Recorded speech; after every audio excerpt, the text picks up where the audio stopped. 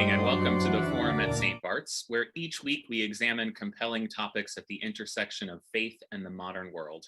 My name is Peter Thompson. I serve as the Associate Rector for Formation and Liturgy here, and it is my delight to welcome you to this important conversation about the Capitol insurrection that took place just about exactly 2 months ago.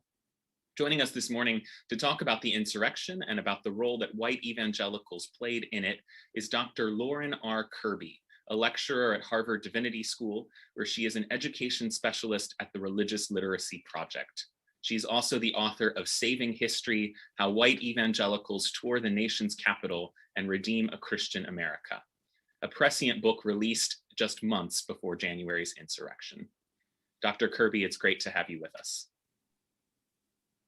Thank you so much for the invitation. It's a real pleasure to be joining you all this morning and to get to be part of this important conversation series. I'm especially glad to be able to reflect with you on the events of January 6th, just barely 2 months ago now. We are all still in the early stages of understanding what happened that day, both in terms of the logistics at the Capitol, which we know are under investigation still, and the broader ideological landscape that made it possible. But at the same time, the insurrection didn't come out of nowhere. What I'd like to do this morning is offer for you some context, drawing on my own research on white Christian nationalism, and offer also some questions to guide how we're making sense of this event and how we make sense of whatever comes next as this movement continues to grow and to affect our politics in this country. So I've been speaking and writing about this for quite a while now. I've been thinking for 2 solid months about what happened on January 6th. And in those talks and conversations and comments, I've heard a lot of repetition of the same 2 responses. One is, well, that's not constitutional. That thing they were trying to do, taking over the Capitol, delegitimizing the vote, instituting a sort of white Christian theocracy, that is not within the bounds of the American Constitution. That's one response. The other one is, well, that's not very Christian. That's not very Christian to commit acts of violence, to go against lawful forms of government, to seek to exclude rather than include. That's just not a very Christian way to do things. So this concern about whether something is constitutional or something is Christian has really dominated what I have heard about how people are trying to make sense of the events of January 6th. And I want to just talk about what question are those statements trying to answer? Because I think they're answering the wrong question. They're really answering the question, would I do something like this? Does this make sense to me? Would I have been one of those people waving flags and climbing the barricades, committing acts of violence against my fellow human beings? Would I have done that? And while that is an important question for your own self-reflection, it helps you understand yourself, but it doesn't help you understand the people actually doing this thing that you can't imagine doing. So while you might be tempted to say, well, I would never do that, so they must be crazy, or they must be misled, they must be deluded. They've been distorted by, the machinations of those in power. That's a tempting answer, but I would urge you to hold off on that judgment for now. Because the question we need to ask in this context is, how did these actions come to make sense to the insurrectionists? What was their underlying logic? And there was a logic. So I want to walk you through sort of how this came to be the reasonable reaction to the November election and all of the events of the last 4 years in the minds of the folks at the Capitol. So in my own research on white Christian nationalism, I've learned to pay attention to the stories that people tell, the stories about themselves and the stories about the nation. So white Christian nationalism has many, many dimensions. Some of them related to racism, some related to the economy, some related to gender, we could go on. But what really unites them is that they all tell a story about the United States. And I want to take a look, I'll share my screen briefly, and I will be showing some images from January 6th, so look away if you'd rather not see them. But let's take a look at what that story was on January 6th. Not that, sorry. Present, that's the button I normally need. There we go. All right. So what we're going to see in these slides are sort of fragments of a story about the nation. And this is a story that's told not just in text, not just out loud, but through images, through symbols, through action, through all of the dimensions of these images. So starting with this one, you can see sort of an agony that is involved, the real intensity of the emotions here, a sort of crying out in some way for something different. We'll get into some more explicit links between contemporary politics and Christianity. So here we have a flag, Jesus is my savior, Trump is my president. I won't be talking too much about former President Trump today, just because I think he tends to be a distraction from the broader movement. It's easy to focus in on him rather than the really large group of people that was involved here.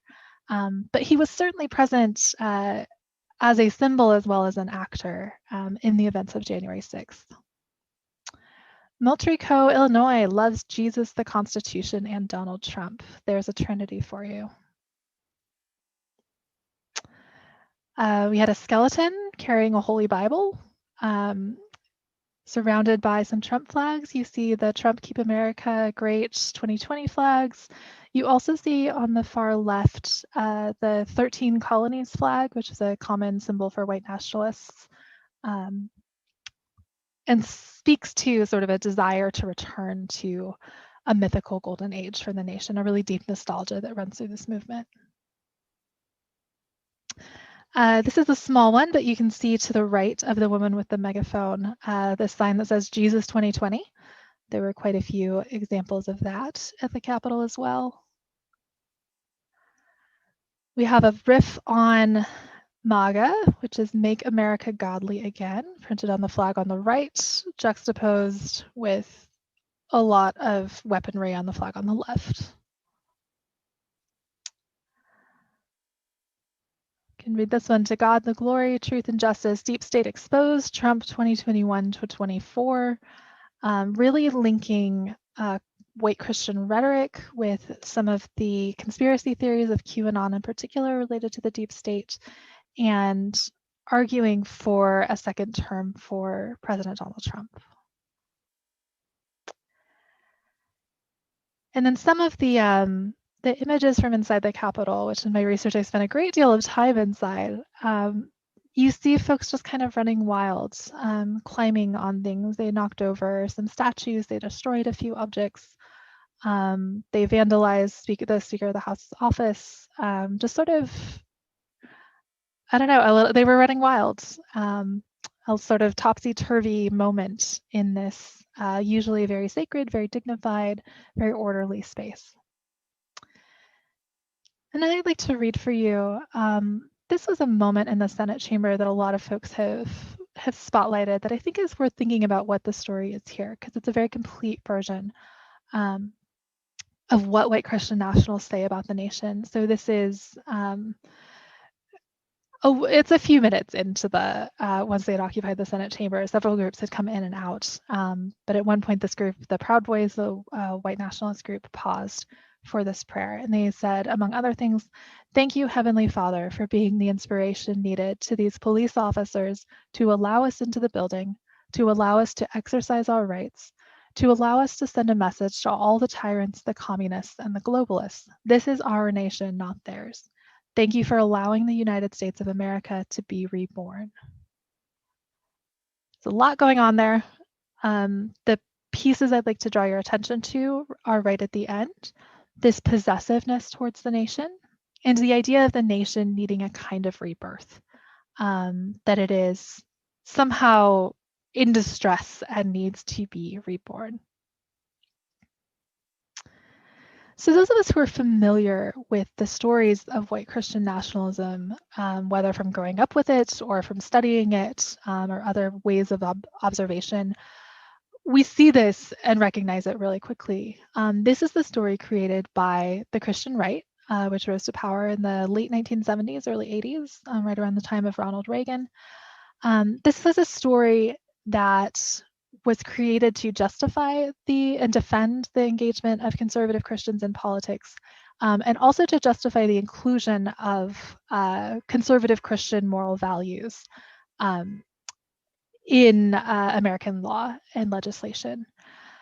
And it's a story in which white Christians, specifically conservative white Christians, have a custodial relationship to the United States that derives from the time of the Founding Fathers. They feel very responsible for the United States, and they feel that it has been unjustly taken away from them and needs to be reclaimed. That's the short version. I'll tell a little bit more about some of the details there. But in the last 4 decades, there's this entire cottage industry that has sprung up around this idea of the Christian heritage of the nation.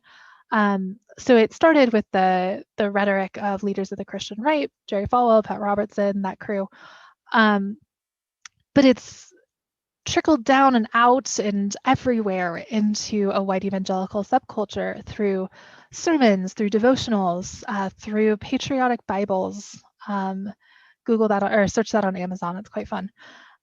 Children's toys, Bible studies, all kinds of things that are centered around writing the United States into the Bible and really making this strong claim about Christianity's possessive relationship to the nation. And that industry happens to include Christian heritage tours, which are what I studied for my first book, Saving History. So these are tours of Washington, D.C. that visit sort of all the traditional tourist sites. So Capitol Hill, the memorials on the Mall, Arlington National Cemetery, Mount Vernon, and so on. And from 2014 to 2015, I participated in 9 of these that were multiple days long each, with over 400 people total. And I was a participant observer. I rode on the bus, I ate meals with them, I stood in line with them. That was a great source for information. And I was there to listen to the stories they were telling and try to understand what made them compelling to this particular group of people. I noticed a few things. One is that it wasn't a new story. This is something that they had learned in their own context from that cottage industry that I just mentioned. So folks were rarely coming to DC just to hear this as a brand new thing. They were already sort of familiar. So we'll talk a little later about why that would still be appealing to come to DC to hear a story you've already heard. But what I heard was the details of the story, and that is about the United States having a covenant with God, righteousness in the nation in exchange for divine blessings in the form of economic prosperity and military might. I also heard a lot of fear and anxiety that the nation had broken that covenant and would soon, if not was already, suffer the consequences. The fact that they were telling these stories in DC was important because in DC, they could point all around them to what they saw as evidence. They could point to statues of Christian ministers. They could point to paintings of, in the Capitol Rotunda, they like to talk about 2 prayer meetings and a baptism, referring to some of those massive paintings in the Rotunda depicting key moments in American history. The baptism of Pocahontas is depicted there with all of the attendant questions that raises.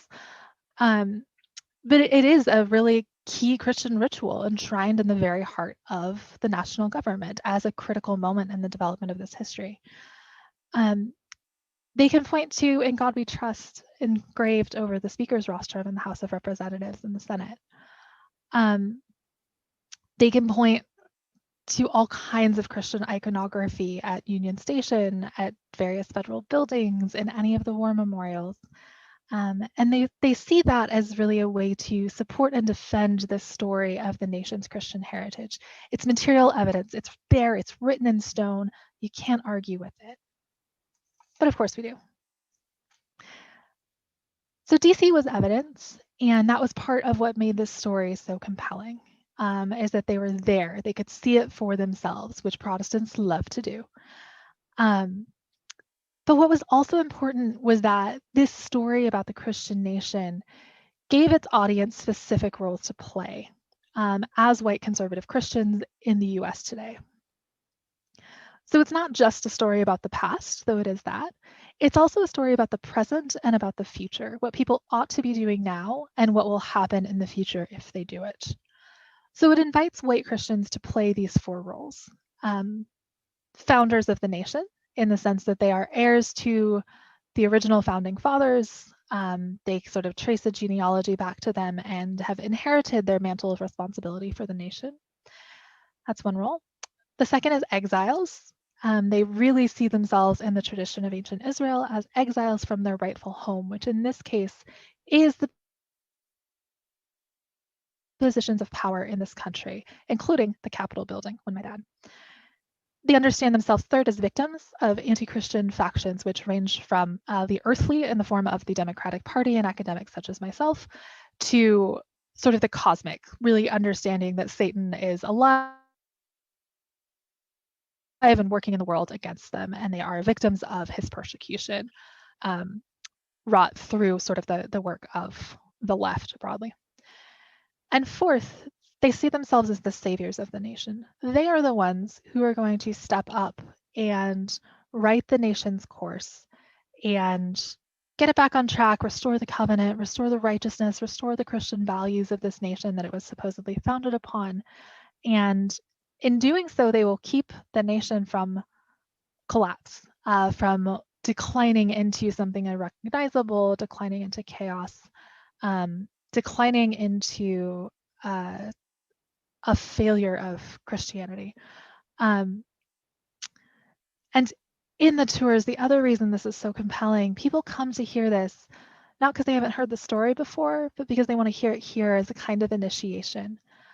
So their time in DC really gives them some of the rhetorical tools and the authority of the experience of being in DC, such that they can return home and make their own claims about what the nation ought to be, and make claims about the Christian heritage and sort of fight for the nation. There's a lot of militaristic rhetoric that goes on in this context. So that's another piece of this in DC, is like they are the chosen ones who are special. They are in DC, they're hearing this not terribly secret, but somewhat obscure knowledge about the origins of the nation. And then they are sent out in the world to evangelize, to share the good news that the nation itself was Christian.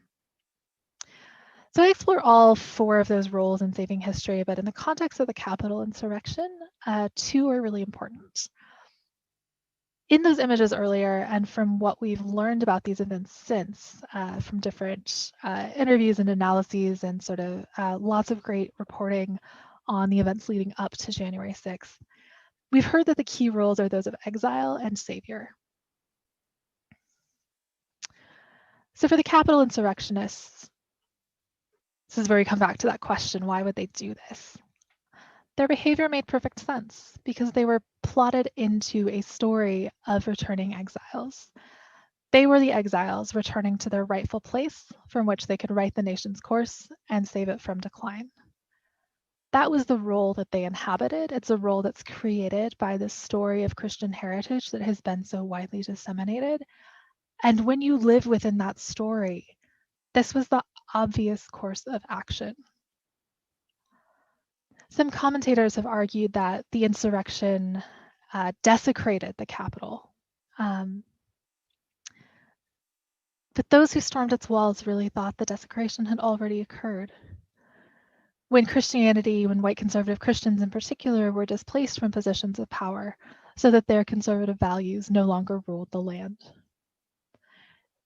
We saw in videos of the insurrections, so particularly the 45-minute video from the New Yorker, we saw them chanting, "This is our house." Again, that sense of possessiveness, of ownership. They said they were there to stop the steal.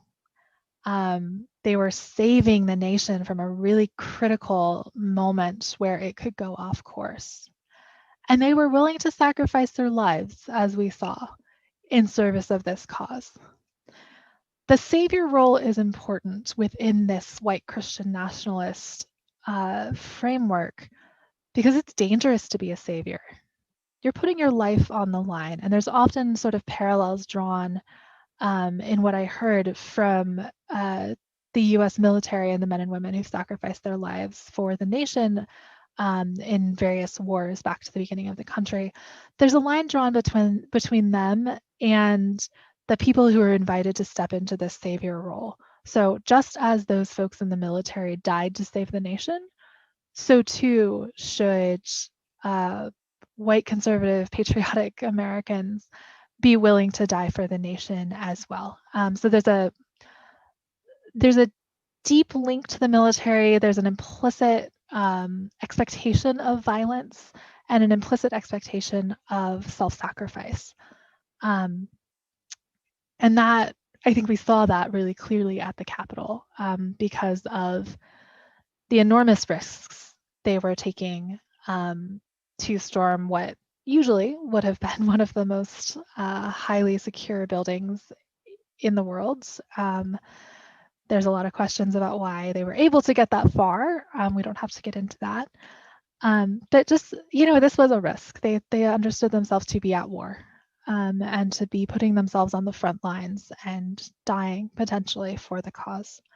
So if we're trying to understand why would they do this, I think it's really important to understand that broader story that they saw themselves in and the ways it motivates them to do things that might be unthinkable to those of us outside of that particular story and world.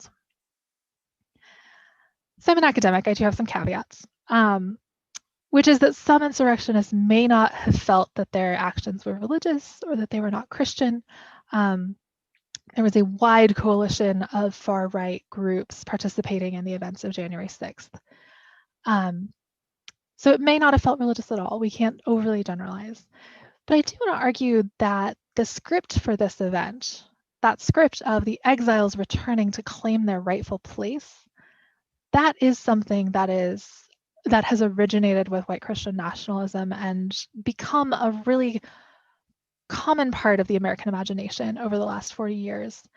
And that's what the people storming the Capitol used to make sense of their actions, whether it was tethered to a particular covenant with God or not.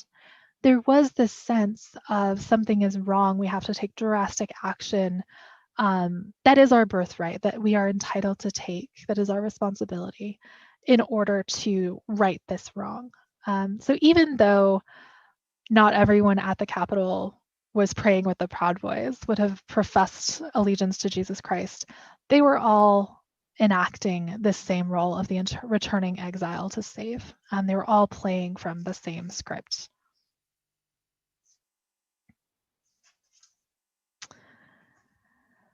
So now we move into the question my students know I'm famous for, which is, so what? I write this incessantly on papers. I ask it in class. I'm continually pushing my poor beleaguered graduate students to think deeper about, why does something matter? Why is something more important than just the production of knowledge, which is what we at Harvard often do? And I want to tell you two stories to help that. Before I get there, though, let me say one thing about empathy, because this often comes up in questions, and I'd love to just state my position and hear your responses if that's appropriate. What I've asked you to do previously is sort of get inside the head of the people who stormed the Capitol and try to see it from their point of view, try to understand what narratives were at play, what roles they saw themselves playing. And I often hear that, oh, so you're defending them. No. Just because you understand someone's motivations does not mean you are excusing them. So here I'm calling for a deep understanding of why someone would come to do something like this. Not necessarily so that we can say, oh, it makes sense now, I guess they're just like the rest of us. It's not a form of defense or an apologetic. It's not a call to empathize with white nationalists who may have done you harm or would do you harm.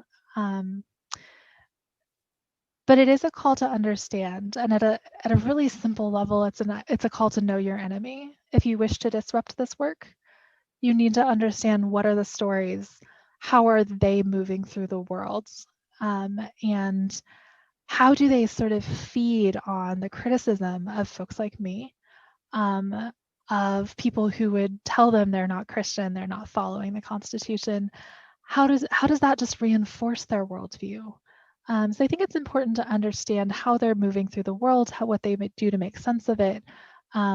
If we hope to, at the very minimum, not further enable them and give them further ammunition and fuel that sense of exile and alienation.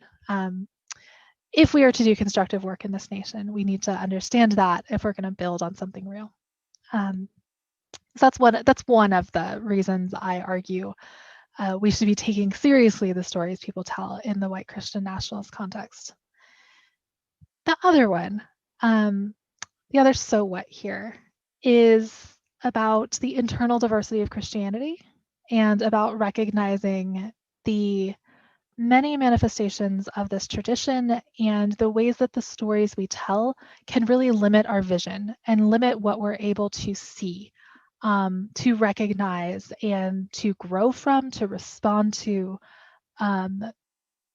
anything like that, any of the ways we might respond to hearing a different perspective. So 2 stories to close.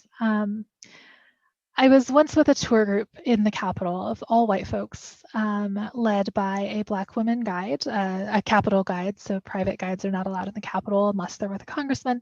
So this woman was leading my group of white evangelicals around the Capitol, and we were standing, I believe it was in Statuary Hall, and they kept like looking around. There's a statue of a guy with a cross, there's a bunch of ministers they need to look for, and they were just muttering to themselves, she's not talking about any of the Christians in the room. It's such a shame. She was talking about a statue of Rosa Parks. They were standing in front of a statue of Rosa Parks, a woman of really deep faith who happened to be Black and progressive, and they could not see her as Christian. So that's one story. Another is that I was at the Museum of the Bible by myself, no longer with a tour group, but this is a few years later, right after it opened in 2017. And I'd been thinking about that. I'd been thinking about the representations of particularly Black women in the Capitol, the statues of Rosa Parks and Sojourner Truth, and how it had been limited. But I was wandering through the Museum of the Bible, which in many ways does replicate parts of this white Christian story of America and its US floor. And I saw an option to listen to, it was a sort of a choice of songs that involved the Bible at key moments in American history. So you could choose the genre and then the song and then who you wanted to hear singing it. And I poked through and I found a recording of President Barack Obama singing Amazing Grace. And I hit play.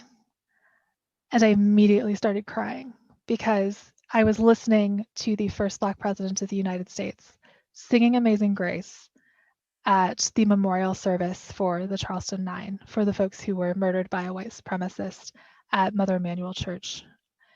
And it was such a contrast. It was such a different way of being. It was deeply moving to me. It felt like this moment of rest, but also a moment of revelation of how expansive this tradition can be, of what there is that is not just white Christian nationalism. So I've reflected a lot since that time just on how much we lose when we only listen to our familiar stories, whether those are the stories of white Christian nationalism or whether they're the stories we grew up with and have never sort of sought to expand, or the stories we've grown comfortable with and stopped seeking other versions or other points of view. When we only ask, would I do that? We're stuck in our own stories and we're not thinking beyond that. Whether we're asking about someone committing an enormous act of violence or some immense act of courage and peace. So we have a lot to learn, I think, from asking better questions, from hearing other people's stories, particularly those on the margins. And when we hear those stories, we may find damage and distortions that will take lifetimes to unmake. I think that's what we see in the events of January 6th. But in others, in the stories of those who suffer and who rise, we might actually find grace. And I'll stop there. Thank you very much. Thank you so much, Dr. Kerby, for that powerful presentation. I encourage those of you who have questions for Dr. Kerby to send them in using the live chat function on YouTube, the comments function on Facebook, or you can simply email me, pthompson@stbarts.org. That's PTHOMPSON @STBARTS.org. Dr. Kerby, I'm wondering, I think many of the folks who are watching this morning self-identify as Episcopalians, as mainline Protestants and/or progressive Christians. And I wonder, this is a slice of the American population that seems to be getting smaller and smaller. And are there particular lessons in what happened in January or in this Christian heritage phenomenon in general for mainline Protestants and/or progressive Christians? It's a great question. I'm always happy to speak to the particular slice of America that I'm talking to. I talk in my book about sort of a white Christian nationalist anxiety about Episcopalians. Like, I want you all to know that you're mostly the bad guys. You're right there with me, the academic, as sort of the boogeyman in these stories. And that's because of progressive values and inclusion and really understanding Christianity as a capacious, inclusive tradition that is continually reflecting on where it could do better, is how I have understood Episcopalians in my interactions with them and with the tradition.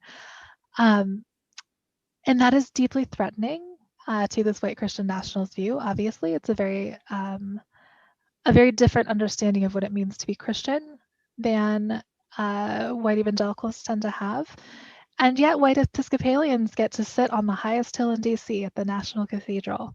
There's this enormous privilege, in a sense, that Episcopalians hold in the country, despite that perhaps narrowing demographic. But symbolically, the Episcopal Church does get to be sort of the space of national memory, of national sacred rights, all of these things. I think taking that seriously is really important. So I'll say that. And I also think it's tempting to sort of look down the hill, I guess, and say, ugh, those people, they're not as enlightened as us. That just makes them feel more persecuted, more exiled, less interested in conversation. And I think in conversation with any other sort of ambivalent or reticent group, no one would really think twice about thinking like, oh, they don't like us. We should think about that. We should, engage, try to understand them. I think white evangelicals are often dismissed, and I don't say that as like a plea for sympathy. I say it as a practical, tactical strategy of, if you want to disrupt their sense of persecution and exile, try, I don't want to say welcome them as fellow Christians, but think about ways to have constructive conversations, to invite rather than condemn. I think there's a power and a responsibility for Episcopalians in these conversations about what is Christianity, how expansive can our umbrella be, and I don't know where that is. That's for you all to decide where the bounds of that tradition are. But I think some gentleness, some grace, as you try to help people out of really damaging stories and into a more life-giving kind of understanding of Christianity, of the nation, and so on. I think that's really critical, and it's hard to find. So I'll stop there. We talked a little bit before we started about the National Cathedral because I have some history there, but I'm wondering with do Episcopalians, do mainline Protestants also have to reckon with the ways they've been complicit in this kind of Christian heritage? Oh yeah. Yeah. We dared to build a national cathedral and call it the National Cathedral. So it's sort of we Yeah. started this in a way. Yeah, I wasn't going to go there, but you're the pastor, so you can do that. Yes, yeah, absolutely. I mean, this idea of Christian hegemony, and particularly white Christian hegemony, mainline Protestants were carrying that torch for at least 150 years of this nation. And as they have retreated from that position as sort of the Christian icons of the country, white evangelicals have picked up that torch. So very much this is, I talk about the story that the Christian right came up with. They didn't invent it. They sort of retooled it for a particular political purpose and then gave it a massive platform and a lot of funding. But this story's been around since the colonial period, and mainline Protestants have absolutely carried it forward. So reckoning with the history of white mainliners' attachment to the nation, reckoning with the history of white mainliners' embeddedness in a white supremacist culture that at times benefited them and they contributed to. There's a lot of, when we get into thinking about the nation and how the United States is constructed vis-a-vis Christianity, no one is left out of that story. We all have some contribution that is worth thinking about and reckoning with, and considering how we can do it differently. How do we reimagine an alternative that is not just detachment, but is actively constructing some kind of new relationship between a particular religious group and the country? We have a question about law enforcement and the intersection between law enforcement and evangelical Christianity. I think one of the fascinating parts in your book is when you talk about the reaction tourists had when they had to undergo security in so many of these buildings. On the other hand, we know that there's a lot of overlap between law enforcement and evangelical Christians. So I'm curious if you can talk about the complexities of that intersection and interaction. Absolutely. And I'll set the scene for you, which is a group of probably 35 white evangelicals praying at the National Law Enforcement Officers Memorial in Washington, D.C., which is a memorial in D.C. if you haven't been there. There is a deep reverence for police that is sort of an extension of the deep reverence for the military. And it's complicated. There's an intense reverence for law, but also a rejection of law that is not, quote, God's law. And depending on how police are acting, what they are enforcing or not, the relationship can kind of shift. The experiences with security in the Capitol were incredibly upsetting to many of the tourists I worked with. They were not used to being the ones who are suspect. And in DC, everyone's suspect, even the white folks. But when you're trying to get into the Capitol building on a normal day, you go through a metal detector, you have to empty your pockets of everything, someone always forgot. You take your belt off, you have to leave your snacks on the bus. It's this whole rigmarole that really, it's security theater. It's designed to remind you, you're a stranger here. You are suspect until proven otherwise, until the law enforcement here has deemed you safe. And they really chafed at that. That was really not how they were used to moving through the world.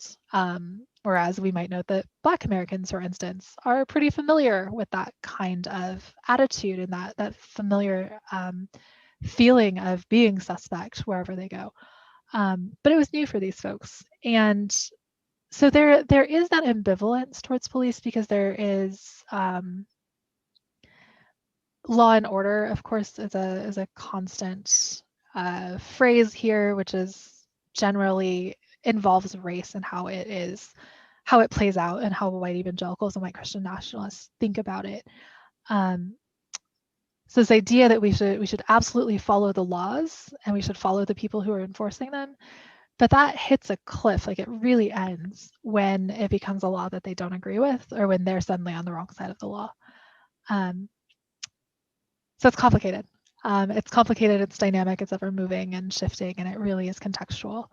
But certainly law enforcement is a prominent component both of the experience of DC, certainly at the Capitol.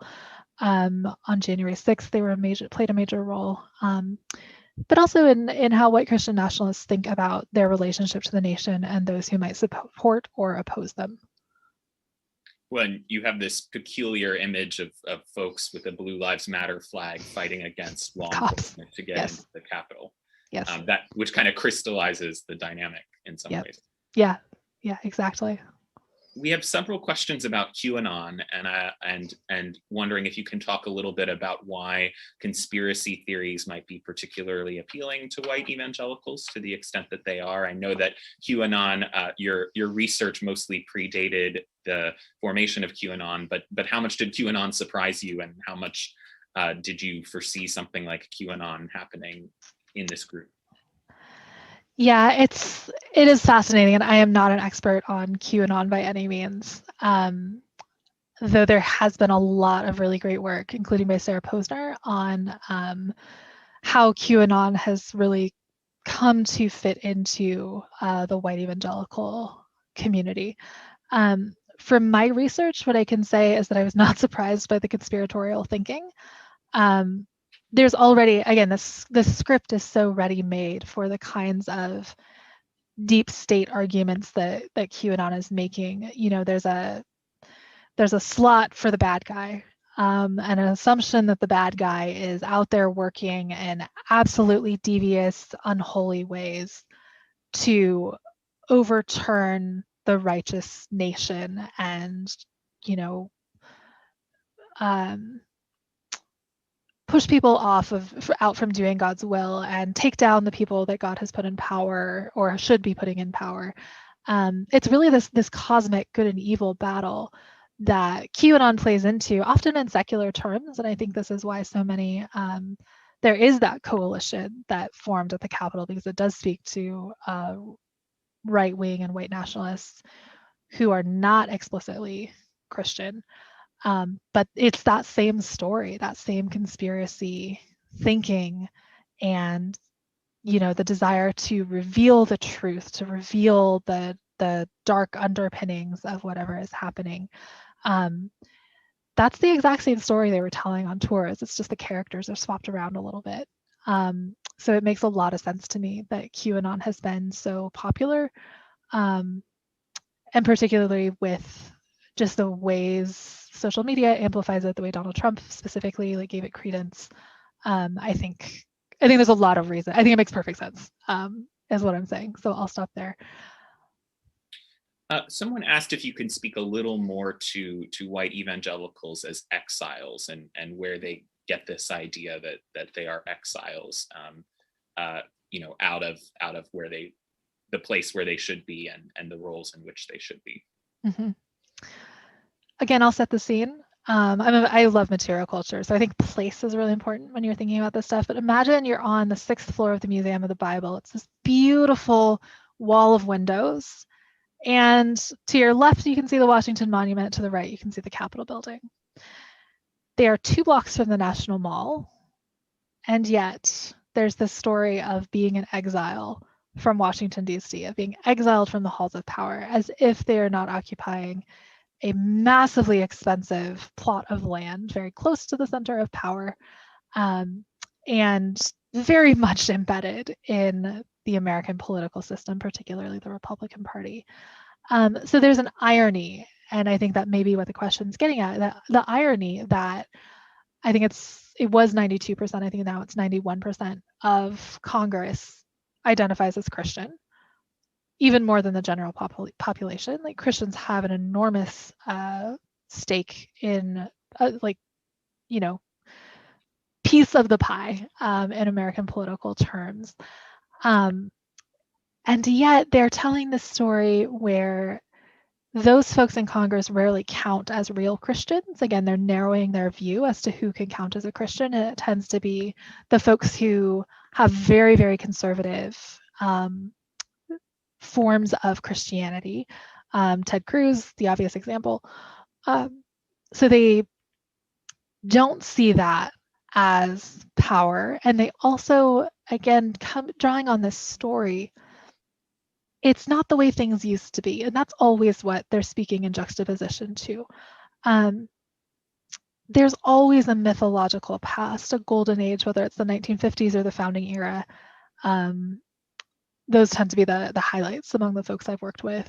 That was when everyone was a conservative Christian, in theory, enacting conservative Christian values, embedding Christianity in the law, really fusing church and state. And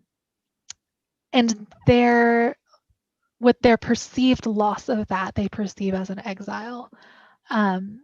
So that they do see themselves as having once occupied the metaphorical homeland of American power, the Capitol, the White House, the Supreme Court, so on. And they understand themselves to have been exiled from that right around the 1960s. There's a few moments that they point to. One is when, quote, God was kicked out of the public schools, end quote. So that's speaking 1962-63, when prayer and devotional Bible reading were prohibited in public education.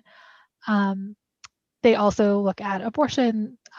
They look at desegregation as really critical moments when Christians were no longer allowed to be Christian in the precise way that they wanted to be in public and in the, to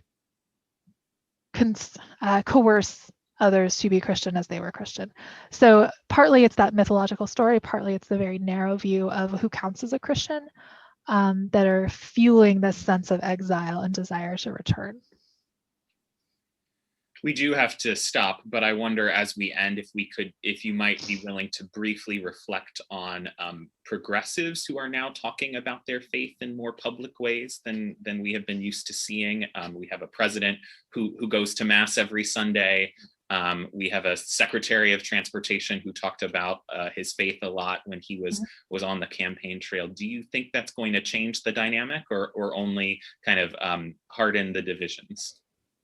Yeah, after 2004, we were talking so much about the God gap, right? And this idea that Democrats couldn't talk about religion. And this is really related to some of the work I've been doing at Harvard, thinking about how do we get folks on the left to just be comfortable talking about religion. Our work on religion in public life is really about persuading people that religion matters, even if you're not religious. Like, you can be an atheist, you're still living in a country where religion matters, where it shapes our political discourse, it shapes our laws, it shapes how we engage in conversations about race, about gender, about same-sex marriage, all of these things. So you can't just ignore religion. That can be a hard sell for folks on the left, particularly those who have been hurt by religion.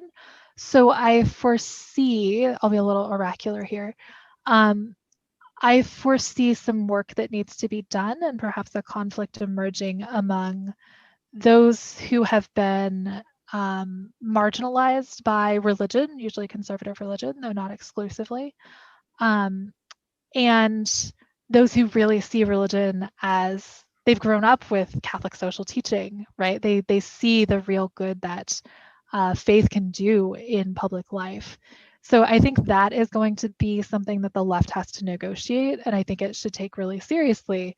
Those who've had positive experiences with faith or found positive experiences with faith, having to reckon with those who've been traumatized by it, which I think is a large constituency of the left as well, whether it's in terms of race or sexuality or gender. That's going to be a conversation. So I think it's interesting. I just think we can't leap to the conclusion that, oh, now the left is doing faith. I think the left is a complicated coalition of groups that need some conversations. So that's my 2 cents on the religious left. But thank you for the question. I appreciate it. Unfortunately, we do have to stop there. Thank you so much for being with us, Dr. Kerby. Thank you all for participating and sharing your questions. I know that we didn't get to all of them, and I apologize for that, but thank you for being here. If you appreciated our conversation this morning, I encourage you to like us on Facebook, subscribe on YouTube, and to also give generously to support the forum and all of the other good work that St. Bart's does. Visit stbarts.org/giving. We'll see you next week when we welcome Duke Professor Norman Wurzba to talk about food and faith. And we hope you'll join us for worship at 11 a.m. Thanks, Dr. Kerby, again. Thank you all for watching.